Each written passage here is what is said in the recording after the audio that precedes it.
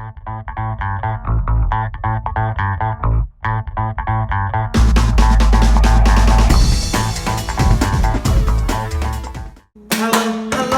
there, it's Autastic time. Summertime! Hello and welcome to another episode of Autastic Time! Guess what? It's my favorite time of year, summertime! Summer is oftentimes full of fun and adventure, but with that comes a lot of sensory input. So come on, let's dive into this year's sensory summer! Did you know that the vast majority of people with autism process sensory input differently than neurotypicals? Some autistics may be hypersensitive, meaning that they may experience sensory input more intensely, and others might be hyposensitive, meaning they have a very low response to sensory input, and because of this, may crave sensory stimulation. Oftentimes, autistics are both hyper and hyposensitive depending on the type of input and the environment.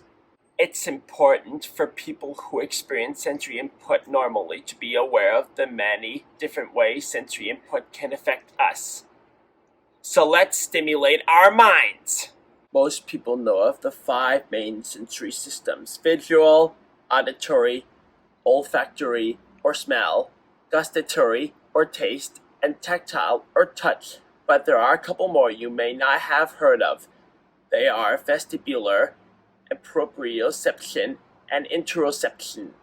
Our vestibular system deals with our sense of movement in space, specifically relating to head movement. Our proprioception system is the sensations from muscles and joints of the body, while interoception is sensations from internal organs. Now, imagine some of those have their intensity meter turned to the max and others almost on mute. And some are just all tangled up in a big mess. For those with autism, I'm sure you know what I'm talking about, and for the rest of you, maybe I can teach you something new, or just help you understand us a little better.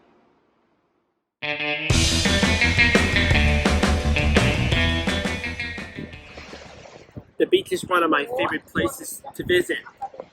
Thankfully, I don't mind feeling the sand.